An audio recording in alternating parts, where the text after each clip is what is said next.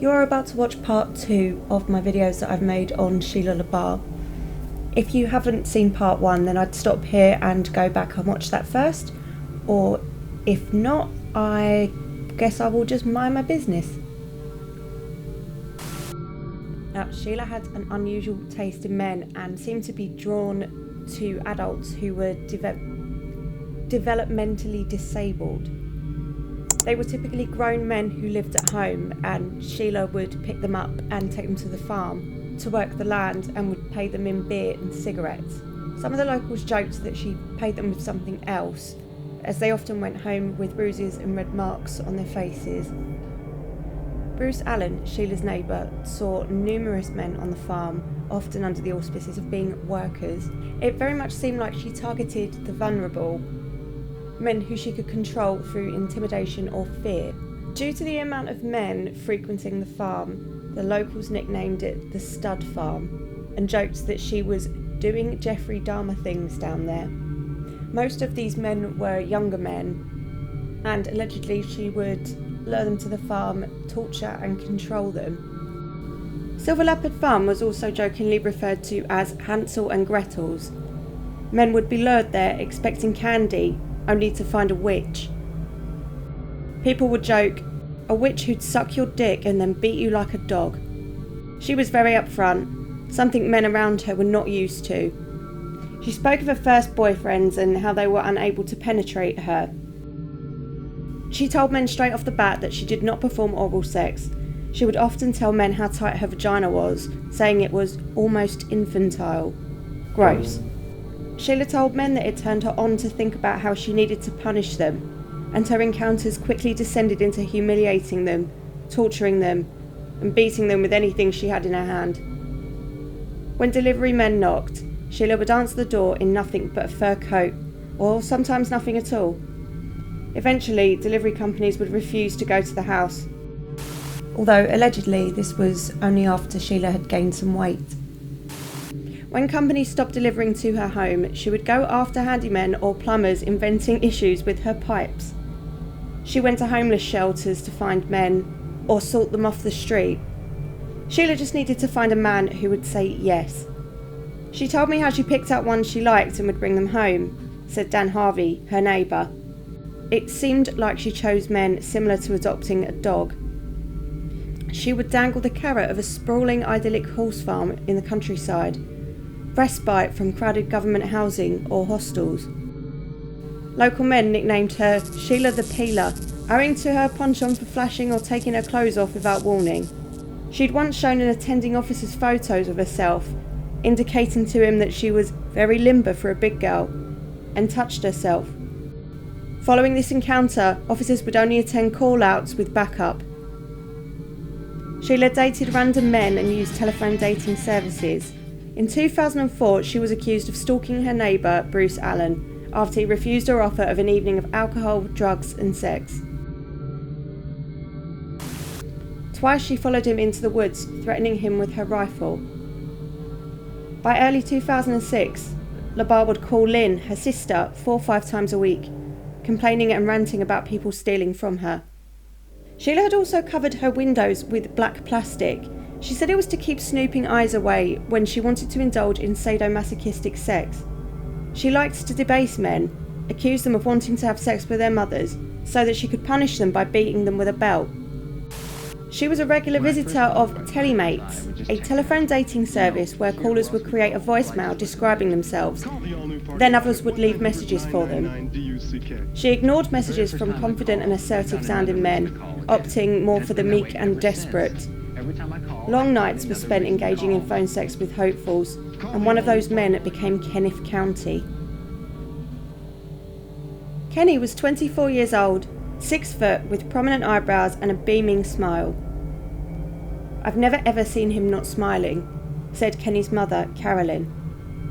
He was never formally diagnosed with a learning disability, but kids often teased him and called him a but he was thought to have a developmental disability. Doctors would tell Kenny's mum that he had the mental capacity of around the age of 12. Born 18th of July 1981, Kenny played baseball and attended games with his dad. He loved grape soda. His mum, Carolyn, was a figure skater and his dad a hockey coach, and Kenny loved to play ice hockey. Hockey season marked the beginning of autumn, the season leading to Kenny's favourite time of year, Christmas. Pillsbury sugar cookies, you can help kids create their own Christmas treats. I made a little angel. Actually, my mommy helped. It was easy. This Santa has a problem. My Santa's cheeks got chubby in the oven. You know how I made it? Frosting and gumdrops. The wing broke off and I ate it. Everyone loves Pillsbury cookies, fresh and hot. Ooh, ho, ho! Eating's the best, no problem. Kenny graduated high school as a Mason. What is a Mason? He was obsessed with army and Western films and wanted nothing more than to join the army. But his mum did not think that he would be able to cope. So when Carolyn found out that he had enlisted, she screamed and shouted at him and told him that he wasn't allowed to go. She then invited the recruiter to her house to confront him and give him a piece of her mind. Still, Kenny wanted to join and he made the journey to Fort Benning in Georgia to begin his training. 2 days before his graduation ceremony for his basic training, Carolyn received a phone call. The call was from the captain to tell her that her son would not be graduating. He refused to tell her why, so Carolyn and her husband flew out to Georgia to confront him, and he told them that Kenny couldn't complete the 70 sit-ups required to pass the physical. So the next morning, Carolyn and her husband went to watch the basic training and saw that Kenny did everything easily until it came to the sit-ups. They watched him try to do the sit-ups and he could not understand how to do one properly. So he didn't pass, which crushed and confused him, and he was medically discharged and returned home to Massachusetts. He got a job at a car wash. He was said to be very polite and turned up on time, but couldn't fill out the basic paperwork required in the job. Kenny moved out of his childhood home in January 2006 at 24 years old. He wanted to be independent. He moved into a house just a few miles away in Wilmington, Massachusetts, with his roommate and his friend Eric. So you can imagine what Carolyn was like when he moved out. She paid for all of his phone minutes for him and called him every day, sometimes more than once. Some would say excessively. People around Carolyn would say that she was way too intense on him, but she said she loved him. She sounds like a nightmare. But underneath his enthusiasm, Kenny was lonely. In early 2006, Kenny attempted to end his life. One night following the attempt, Kenny was up late watching TV when a commercial came on. So you're trying to get past her The cure to feeling single and alone. Telemates. There's a better way to find a date. Kenny was shy with women and had hardly ever spoken to one, so he signed up. He began exchanging voicemails with a nice woman with a southern accent. She told him her name was Sheila and they engaged in explicit sexual conversations. Kenny was hooked on Sheila and she on him. They made plans to meet on the 14th of February 2006, oh how romantic, at Ashworth by the Sea Hotel in Hampton, a small hotel that overlooked the beach. Kenny arrived and sat patiently at the bar, telling staff that his date will arrive any minute. Hours passed. Eventually, he began to get up to leave, and just as he stood up, Sheila walked through the door. They sat and had some drinks. Kenny listened while Sheila did most of the talking. She was not like any woman he had met before. He found her assertive and charming. Staff at the bar noticed they'd gone to the car, and then later that it was still parked. On inspection, they realised the two were having sex in the car. Kenny boasted about Sheila to his brother Brian. He told him that she owned her own company and was rich, drove around in a fancy car and lived in a mansion. 4 days later, his roommate heard him moving around things in his room, and when he asked him what was going on, Kenny said, "I'm leaving with Sheila." He told his roommate that he'd only be gone for the weekend, but then Eric became worried when he didn't return. It was really unusual for Kenny to be gone so long and not tell anyone where he was. So on the 20th of February 2006, Carolyn received a call from a tearful Kenny. He said, "Mummy, Eric's brother called Sheila a bad name." His roommate and his brother had called him to find out where he was and when he'd be back, and Kenny couldn't give them a clear answer. Sheila took the phone off of Kenny and began arguing with Eric and his brother, and then she heard them call her a bitch and a cunt. Kenny was then forbidden by Sheila from ever returning to the flat. So Carol then heard a woman in the background saying to Kenny, "Give me the phone." She took the phone off of him and came on the line and shouted, "He is 24 years old. Leave him the fuck alone. We're fucking happy." And hung up the phone. Carolyn was stunned. The next day, Carolyn found out that Kenny hadn't shown up for work at the car wash. By Friday, he still hadn't shown up for work, and she'd been able to contact him on his phone. On the 24th of February 2006, Carolyn called the police. She sounded panicked and told the officer that Kenny had a mental deficiency and recently tried to commit suicide. The police officer reassured her they would do a welfare check at the farm. He knew Sheila. He'd dealt with her about 24 times since 1995. He'd broken up several domestic disputes with different boyfriends. After confirming that her son, Kenneth, was listed in the National Crime Information Centre database, Sean and Detective Richard Coate drove to Sheila's home on Red Oak Hill Road to find him. Obviously, Sheila wouldn't open the door and instead spoke to them through her window. When asked if Kenny was inside, Sheila replied with a curt no. But then the officer asked again, emphasising that he was there to complete a wellness check on Kenny, and reluctantly Sheila opened the door. She then admitted that he was there. The police asked to see Kenny and she refused. They asked again and Sheila left the window, clearly annoyed with the officer's persistence, and brought Kenny to the front door. He was wearing nothing but blue jeans, but that could have been explained by the fact that he was just in the bath.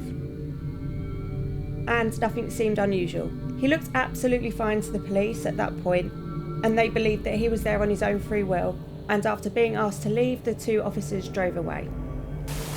In the 2 days following the welfare check, Sheila called the police station 3 times, threatening to sue them if they came back onto her property for such a reason again. She also asked for a copy of the missing persons report that Carolyn had filed. 10th of March 2006, Sheila called police to report a phone call. A person had breathed down the phone and said nothing before hanging up. On the evening of Saturday the 11th of March, at the Walmart, 2 workers were standing in the aisle when they saw Sheila storming towards them, telling them that a woman had just assaulted her husband in the store. Kenny followed closely behind her whilst staring at the floor. His skin was a strange colour and his face was covered in cuts and scratches. Sheila noticed that the workers were looking at him and quickly added that he had been in a car accident recently. She physically spun him around and pulled his jumper up to show them a large burn on his back to prove that he was in a car accident. She demanded that a manager and the head of security see her now and throw the woman out, but the worker explained that they did not have a security team at the store and she would have to call the police. Sheila replied, "No, I don't need the police. I am a lawyer and can do it myself." 2 co-managers were then radioed to come and speak to her. She told them that a woman had assaulted her husband and told everyone there that she had friends who work at this Walmart and will have your jobs. She tried to pull Kenny's jumper up again to again show them the burn on his back, and the co-managers told her that this was not necessary, which provoked her into shouting, "You're all being unprofessional and I'm going to sue Walmart for millions of dollars and I'm going to have you all fired." Now in the US, to my understanding, there is a big lawsuit culture. So normally once the threat of suing staff is made, the policy is to immediately cease all communication with them, which is exactly what the co-managers then did. So Sheila grabbed Kenny by the arm, making him wince in pain, and pulled him towards the exit, shouting out that, not to anyone specific, she will have their jobs. So a witness later said that she saw the incident, and the woman had apparently just brushed past Kenny and said, "Excuse me," and this sent Sheila into a meltdown. About half an hour later, the store then got a phone call from an angry woman who said she just had a run-in with 2 managers and that her husband had been assaulted, and he was at home and crying because he was in so much pain from the assault. She asked about the security cameras and whether there was audio attached to them. And when the customer service operator told her that she couldn't answer questions about security, Sheila told her that she was booking flights to Arkansas because she has family that work in the Home Office and family that take polygraphs for the FBI, and said, I'm going to call my polygraph person and my husband, and I will take one. I want the store managers to take one too. She told her that she would sue the store for millions, so the operator gave her the contact number for the district management, but told her that she couldn't help her anymore. About an hour later, a woman called the store in what sounded apparently like a fake Chinese accent and claimed to be a random bystander that witnessed a horrible assault in the store earlier that evening. On the 14th of March 2006, a store clerk was sat at the checkout at the same Walmart when a woman came over with groceries and began slamming them down. The store clerk asked the woman how she was. "Fuck this store. The fucking door lady said I need to fucking put more clothes on." The cashier said she was sorry to hear this and asked if there was anything she could do. "No, there isn't a fucking thing you can do. I hate this fucking store. My fucking family fucking owns this fucking business. So I'm going to fucking sue this fucking place. I'm a fucking multi-millionaire and a fucking lawyer." The cashier tried to diffuse her aggression by asking what kind of lawyer she was, to be told it wasn't any of her fucking business. "I'm fucking calling my fucking family up and fucking talking to them about this store and getting all you guys fucking fired. You're all fucking nosy and fucking rude." She paid with a $50 bill and the cashier marked the note with a counterfeit detector pen as she was required to do. This offended Sheila. "You don't need to fucking check out my fucking money. I'm a fucking multimillionaire and a fucking lawyer." The cashier later asked the store greeter if she'd spoken to the woman, who told her she'd only commented to one woman that it was chilly outside. Later that evening, Sheila's sister Lynn got a phone call. It was Sheila, who was hiding under the table in her kitchen, naked. She'd whisper to Lynn like she was hiding from him, but she'd stop and scream at him to come and tell Lynn about how his mother had had sex with him and that he was a paedophile. Then she spoke to Lynn in a baby voice, saying, "Mummy scolded me." Lynn wasn't having any of it, told her to get up, get something to eat and put some pyjamas on, and later said that she was really unsettled by that call, even by Sheila's standards. On Friday the 17th of March, Sheila and Kenny came to Walmart with Sheila pushing Kenny in a store wheelchair. She approached a co-manager almost immediately and told her that management were negligent for not scouring the store for her husband's attacker during the previous incident. Sheila said, "I'm an attorney in fact and a notary. I can sign my own arrest warrant for her." The manager told Sheila that at the time of the event, the store should have called the police. Sheila said, "I would have followed this woman to her car to get her license plate number. I own a horse farm and I'm a multi-millionaire. I can shop for designer clothing, but the clothes you sell are good enough for me because they're good enough for Sam Walton." The store manager could see that Kenny's face was pale and peppered with bruises and scrapes in various stages of healing. Sheila told the manager, "My late husband was a medical doctor and I have a medical background. I can treat his wounds." And she repeatedly asked Kenny if he felt like he was going to faint. The manager thought to herself, "This man needs to be in a hospital." Sheila continued, explaining she'd spent about $700 the day of the assault for a polygraph and that her husband had passed with flying colours. Sheila tried to insist on performing a reconstruction of the event, pushing Kenny around, whose head remained down, not too aware of his surroundings. At one point, she touched his shoulder and he winced in pain. The manager gave Sheila some corporate numbers and said there was nothing more that she could do. Sheila picked up 2 5-gallon yellow jugs, put them on Kenny's lap, and pushed him towards the checkout. The manager returned to work thinking that the weird exchange was over. But within minutes, she was radioed back to the electronics aisle, where she found Sheila again, asking questions about the security cameras. Around 8:45, a police officer received a call about a suspicious person in Walmart. And upon attending, the manager told him that it was Sheila LaBarre and he immediately radioed for backup. The manager wanted Sheila to leave the store and not come back. And when the officers approached Sheila, she was using a disposable camera to take pictures of the security cameras in the store. One of the officers was explaining to Sheila that she had been asked to leave the store and the other one looked at Kenny.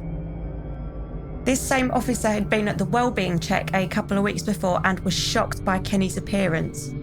He asked Kenny, "Are you all right?" And Sheila spun around and told Kenny, "Don't fucking answer that question. You don't have to answer any fucking question they ask you." And to that, Kenny dropped his head and said nothing.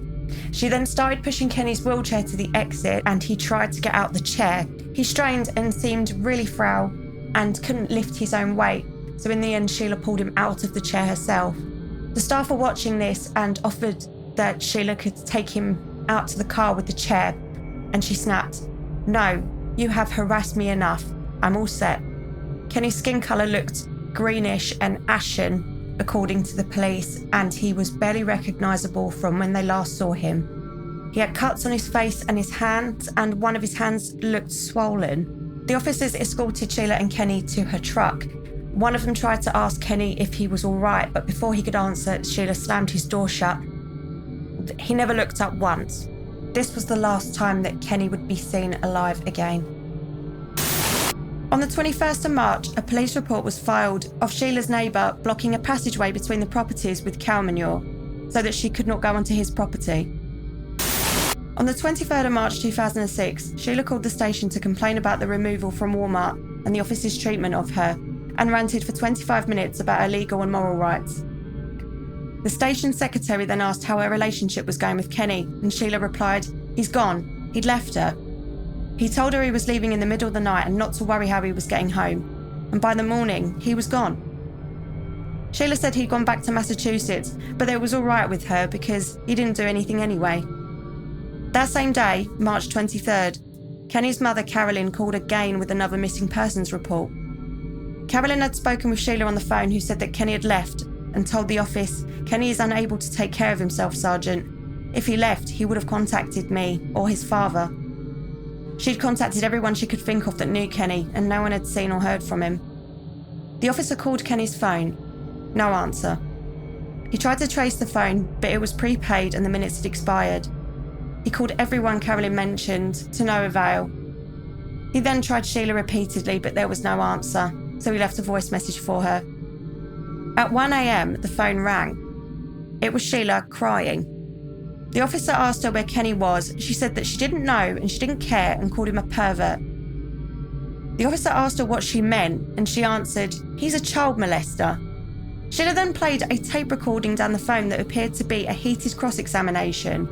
Sheila was listing the names of Kenny's family members, and Kenny confessed to raping nieces, step-siblings and other young relatives, answering a meek yes when Sheila asked if he'd molested them.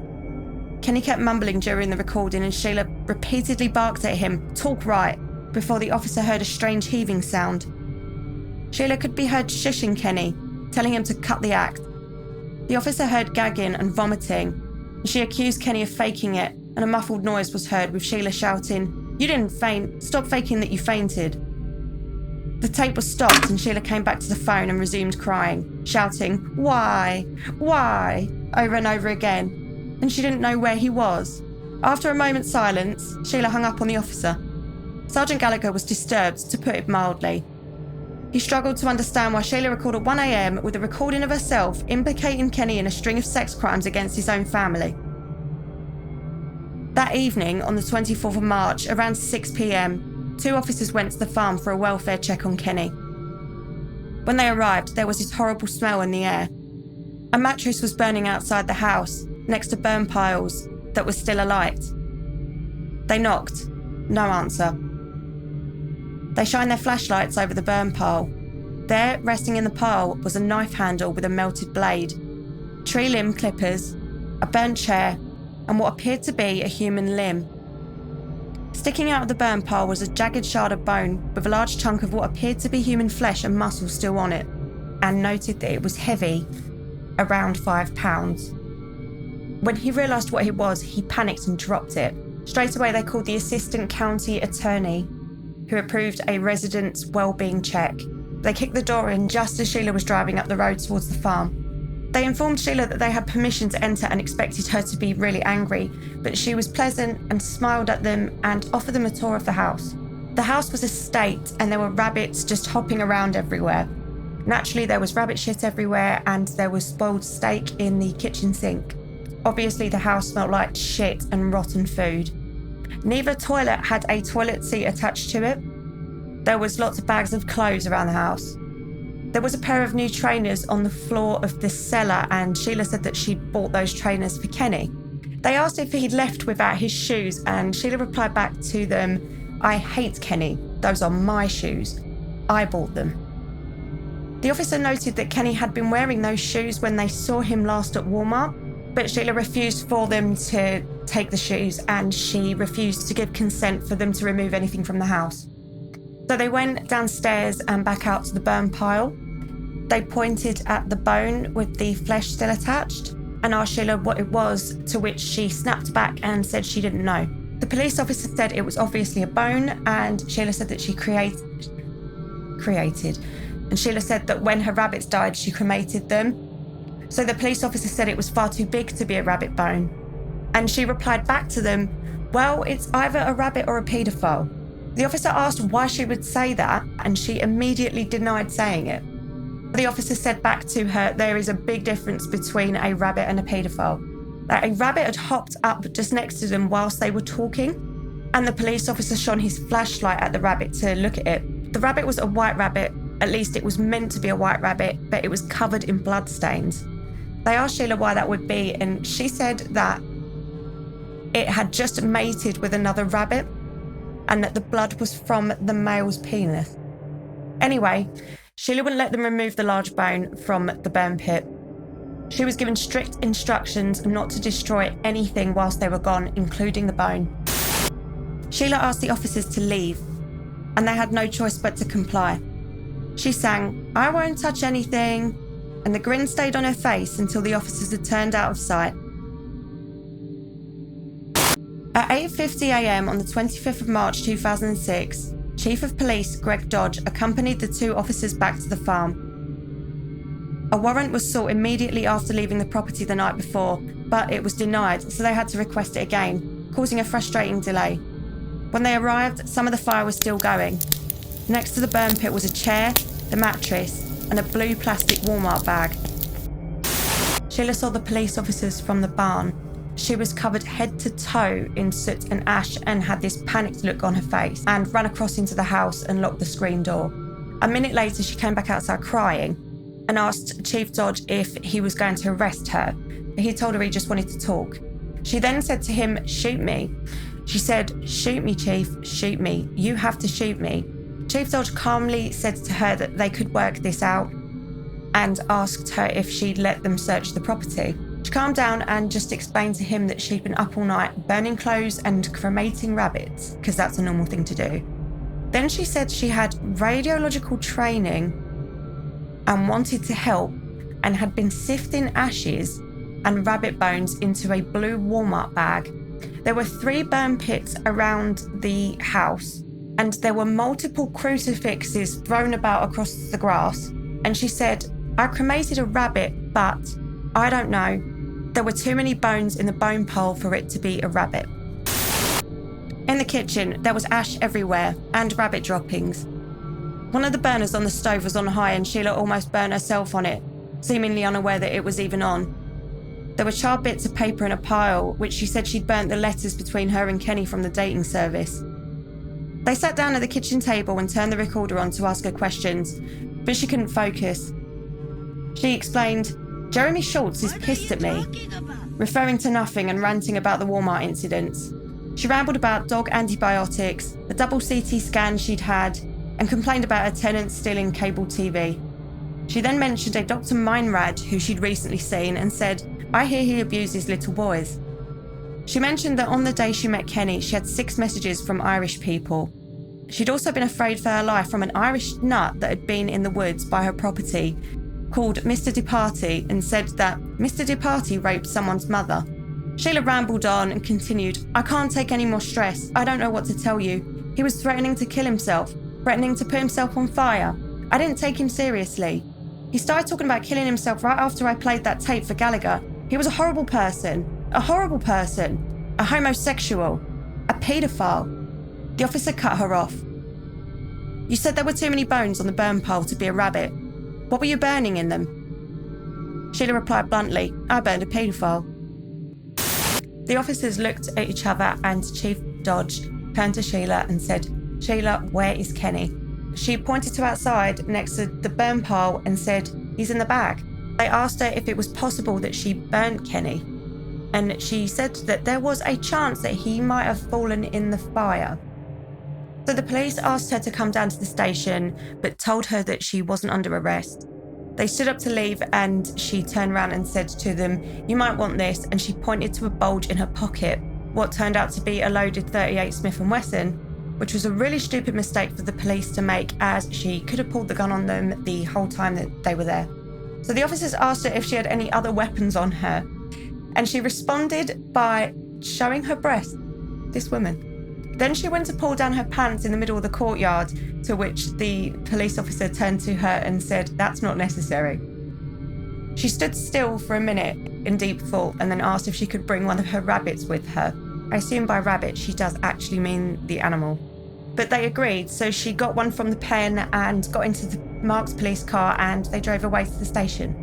When the officers requested consent to record the interview at the station, Sheila proudly informed them, "You don't need to tell me twice. I'm a notary and a justice of the peace.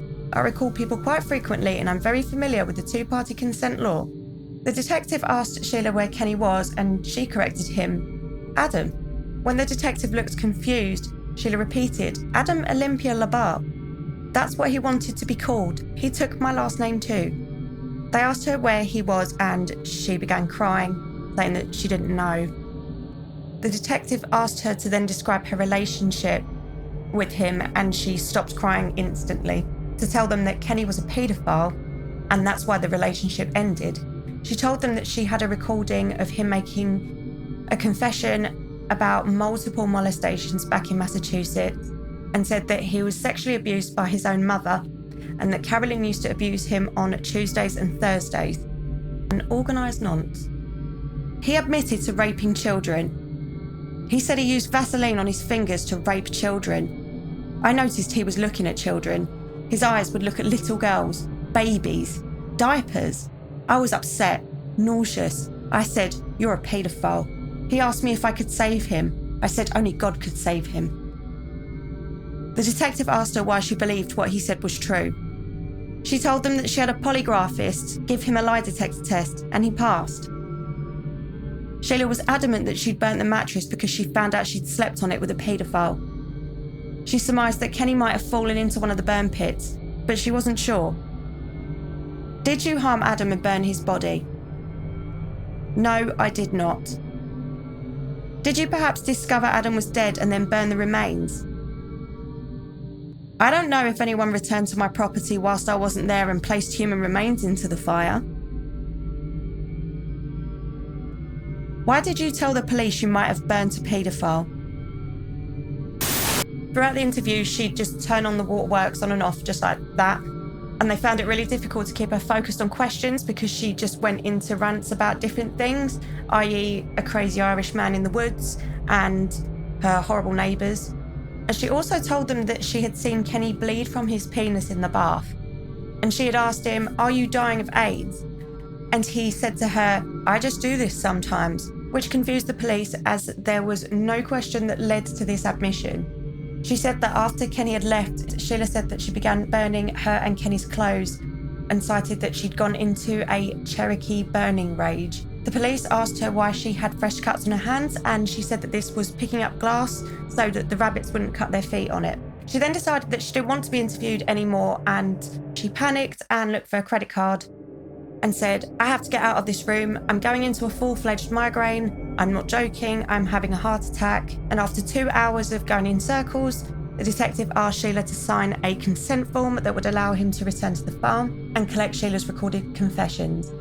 He gave her the form to sign, and she made alterations on it, which is something that the detective had never seen before. But ultimately, nothing had come from the interview, and they had no option but to release her. Again, when they asked her why she told 2 officers that she might have burned a paedophile, she adamantly denied making that comment. So the officers drove Sheila back to the farm so that she could pack a bag whilst the property was being searched. When they got there, she showed them a suitcase that she had already packed, and on top of the suitcase was a note. She passed it to the detective and informed her, "This is my suicide note."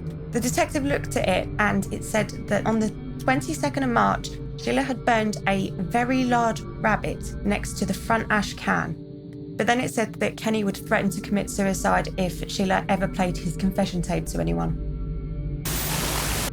The officer asked Sheila if she had any other recordings of Kenny.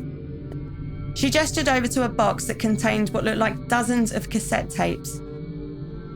There were over 300 tapes and none were labelled, and went back as far as the early 1990s. Sheila had recorded everything in the last 15 years. The police were just perplexed by the situation, but even worse, they firmly believed that Sheila killed Kenny. A number of men had been seen at the farm over the years, and they wondered if there were more, if other bodies were on the farm. They knew then they needed to search all 119 acres of Silver Leopard Farm. It was daunting. Search warrants were being processed to include all aspects of the farm and included a search of Sheila's person to take DNA and check for injuries like cuts and bruises. Although confident they had the right person, detectives just did not have enough evidence to charge Sheila with the murder of Kenny. In the meantime, Sheila fled Epping.